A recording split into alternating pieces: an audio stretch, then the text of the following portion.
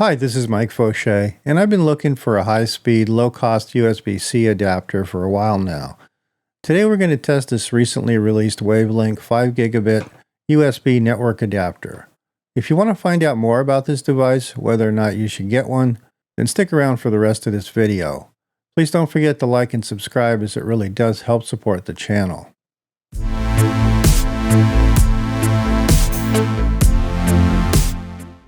Full disclosure, WavLink did send me this adapter for free so that I could test it, but they haven't paid for, influenced, nor have they seen this video before it was published.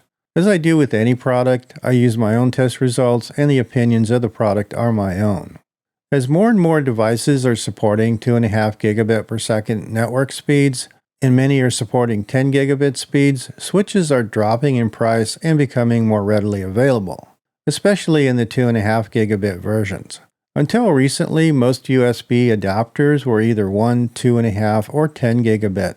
However, 10 gigabit adapters are mostly Thunderbolt and are pretty expensive. So unless you have a special need for them, it was tough to justify a 10 gig adapter. When WavLink reached out and asked if I wanted to test out their new 5 gigabit USB-C Ethernet adapter, I was pretty eager, as the price of this device is not much more than a 2.5 gigabit version. I was interested to see how it performed given the low cost, as well as to see if it lived up to its speed claims. Let's see what comes in the box and then hook it up to see if it lives up to its speed expectations. You don't really get much in the box except for the quick start guide, a card on how to download the driver should you need it, and of course the device itself. As you'll see later in the video, the driver isn't really necessary for macOS, but it is needed for Windows. Looking at the device, there isn't much on the sides other than the air vents, which provide some circulation and help keep the chipset cool. On the other end, you get the RJ45 connector where you're going to plug in your Ethernet cord, and the other end is the USB-C cable. Now that we've seen the hardware, let's go into testing the device. I'll benchmark both the 5 gig as well as the WavLink's 2.5 gig version using both macOS and Windows. In this first round, I'll test macOS using Open Speed Test to benchmark and to establish transfer performance, as well as using some file copies to determine a speed comparison. Both of the devices are plugged into a 10 gig switch so that there's no bottlenecks and we can see the full potential of the adapter.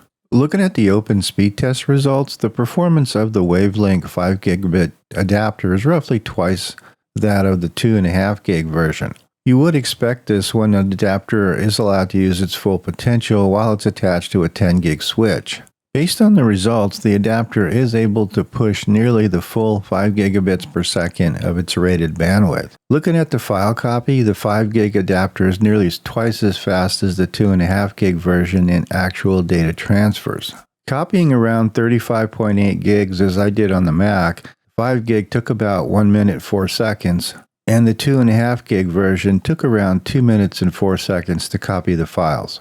Moving to my older 2018 Windows laptop, running Windows 11, the story is similar with Open Speed Test, except that the download speed is a little slower than the upload speed. As I've seen this on other network devices, it's not an issue with the adapter, but rather my laptop Windows benchmark combination. This issue does not show up on slower devices such as 1 gig or 2.5 gig, but it does show up on faster devices like 5 and 10 gig devices using this benchmark and laptop combination. Moving to the file copy test, again we see much faster performance on the 5 gig version than on the 2.5 gig version.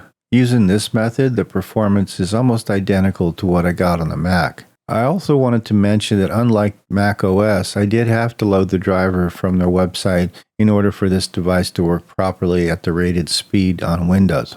I ran into the same issue with the 2.5 gig version as well. Copying the same 35.8 gigs of data using the 5 gig adapter, the file copy took 1 minute and 7 seconds, and the 2.5 gig version took about 2 minutes and 6 seconds. It's worth mentioning that the speed difference in real-life applications between 2.5 gig and 5 gig is much greater than between a 5 gig and a 10 gig adapter. During the file copy, you see the peaks of around 510 gigabits per second on the 5 gig adapter versus peaks of about 280 gigs per second on the 2.5 gig adapter. In contrast, throughput would be around 780 gigs per second using a 10 gig adapter, making the 5 gig version the sweet spot for price and performance. So now that we've seen the speed difference, let's dig in a bit as to why you'd want this 5 gig adapter versus a 2.5 gig adapter. To start with is pricing. As of this video, the approximate price difference between the 5 gig and 2.5 gig is around $10. Just based on price as well as having some future proofing, I would certainly recommend getting the 5 gig version as it's backwards compatible and can work with virtually any 10 gig, 2.5 gig, or 1 gig switch. Even though there aren't any 5 gigabit switches on the market, the 10 gigabit switches are consistently dropping in price and will become more and more mainstream in the future. That said, currently the 2.5 gigs are extremely inexpensive and some even have a couple of 10 gig ports built in. So future proofing for an extra $10 on the adapter kind of makes sense. If you already have a 10 gigabit switch, then your choice is really a no-brainer. The speed gain over 2.5 is pretty significant with very little additional investment. So in my opinion, if you're in the market for a USB network adapter, then I would consider getting this device. Anyway, that's about it for today's video. Don't forget to like and subscribe. Thanks for watching, and I'll see you on the next one.